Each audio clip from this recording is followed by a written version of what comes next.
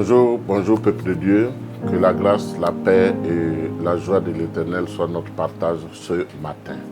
Ce matin, je viens par la grâce de Dieu nous parler sur un thème, et ce thème est tellement important que je voudrais qu'on en parle. La Bible dit dans le livre de Matthieu chapitre 4 que quand Jésus va vers Pierre et André, il les trouve en train de réparer leur filet. Réparer leur filet. J'aimerais interpeller chacun de nous ce matin, que nous puissions comprendre qu'il y a des moments où tu dois t'asseoir et réparer tes filets. Tu répares tes filets parce que les filets ont certainement été endommagés. Certainement quelque chose s'est agrippé au filet. Les filets, ce sont des outils de travail que les pêcheurs utilisent pour faire la pêche et attraper des poissons. Donc ces filets-là, souvent, peuvent être déchirés, ils peuvent être endommagés et le pêcheur a l'obligation de s'asseoir et de réparer ce filet. Qu'est-ce que je veux dire par là? Si nous observons les militaires, tous ceux qui sont dans les corps d'armée, à des moments quand ils utilisent leurs armes, ils s'asseyent, ils démontent les armes et ils les nettoient, ils mettent la graisse et ils arrangent l'arme et ils réparent l'arme et ils vont ranger cette arme-là quelque part pour que la prochaine fois quand ils se lèvent et qu'ils l'utilisent avec efficacité. Nous, qu'est-ce qui représente le filet en nous? Le filet pour nous, c'est notre cœur. Le filet pour nous, c'est notre mentalité. Le filet pour nous, c'est notre pensée. Nous pouvons aller servir Dieu. Nous pouvons aller rendre ministère. Nous pouvons faire des choses. Mais à des moments, nous devons nous asseoir et examiner notre cœur. Qu'est-ce qui a été endommagé quand j'étais sur le terrain? Ça peut être une information que tu as reçue et cette information dérange ton esprit, dérange ton âme. Ça peut être quelqu'un qui t'a frustré, qui t'a offusqué et cette frustration commence à grandir en toi et ça fait en sorte que tes rendements ne sont plus meilleurs. Donc des fois, de temps en temps, nous devons nous asseoir, nous devons réparer nos filets. Nous devons voir dans notre cœur quelle est cette information que j'ai reçue et qui est en train de me détruire. Je dois l'enlever, je dois ôter cette information de mon cœur, de ma pensée, pour être efficace les prochaines fois.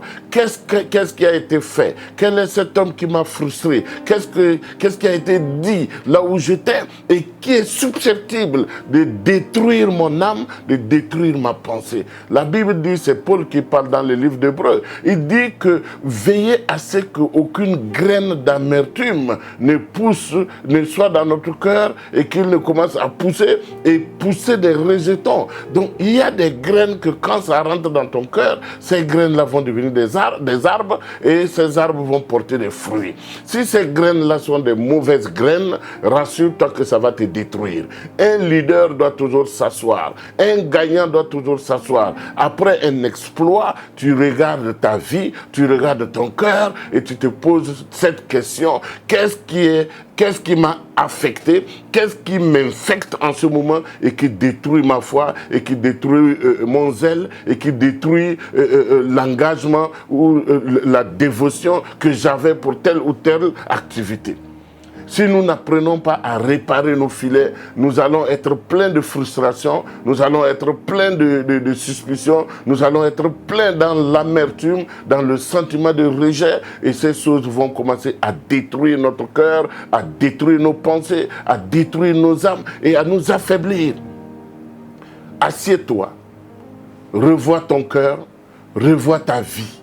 Qu'est-ce qu'on t'a dit et qui est en train de te détruire à petit feu? Il y a des gens qui se suicident tout simplement parce que quelque chose a été dit et cette chose les dérange. Il y a des gens qui ont abandonné de servir Dieu parce qu'on les a parlé à mal, on a dit des accusations, on a dit des choses qui sont mensongères sur ces personnes et ça a découragé ces personnes, ça les a anéantis.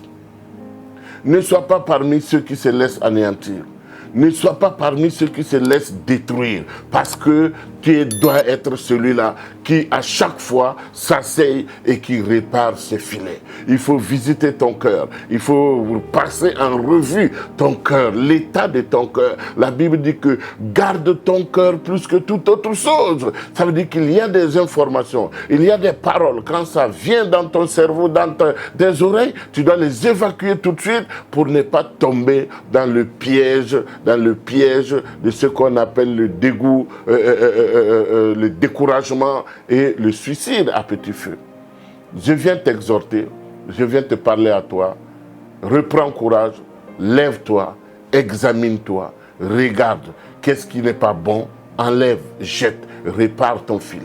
Répare ton filet, parce qu'il y a d'autres challenges qui t'attendent. Il y a d'autres projets qui sont devant. Répare tes filets pour être efficace la prochaine fois. Que la grâce de Dieu, que la paix de Dieu soit en nous ce matin. Que la grâce de Dieu qui enlève l'amertume se manifeste en nous. Que la puissance de Dieu nous donne le courage de nous lever et de continuer la marche, car il y a beaucoup à faire et on ne permettra pas à une information, à un fait divers, à une situation quelconque de nous décourager au point de nous amener à ne plus servir notre Dieu.